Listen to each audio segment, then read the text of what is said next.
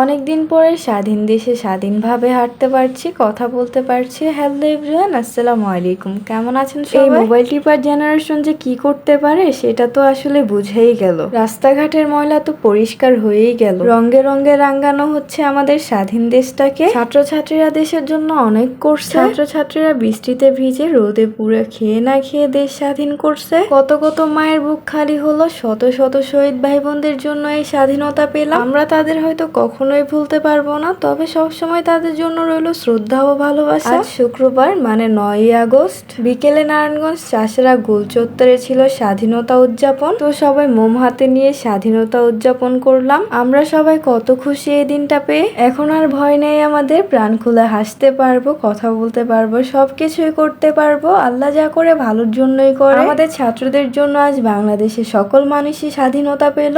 আমরা যে যার জায়গা থেকে দায়িত্ব কর্তব্য পালন করি। অনেকেই আমাকে কমেন্ট করেন, আপু আপনি কি ট্রাফিকের দায়িত্ব পালন করেছেন? না ভাইয়া, এই কাজটা আমার করা হয় নাই, তবে আমার ভাইয়া বা আমাদের এলাকার অনেক ছেলেরাই এই কাজে নিয়োজিত আছে। আমরা মেয়ে মানুষ, চাইলেই সব কাজ করতে পারি। যে ভাই বোন দেশের কাজে সহযোগিতা করছে তাদের জন্য মন থেকে অনেক অনেক দোয়া। আমরা সবাই সবার পাশে দাঁড়াই, মিলেমিশে দেশটাকে সুন্দর করে গড়ে তুলি। সবশেষে একটা কথা বলবো, আমরা আইন নিজের হাতে তুলে না নেই। মানুষের বাড়ি ভাঙচুর, আগুন দেওয়া, লুটপাট করা এগুলো আসলেই ঠিক না। যার যার পাপের শাস্তি সে পাবে। আমাদের এলাকায় অনেক জায়গায় ডাকাতি হচ্ছে, তো সবাই সাবধান ও সুরক্ষিত থাকবে। যার যার এলাকার দায়িত্ব সে নিন, সুন্দর পরিবেশ গড়ুন।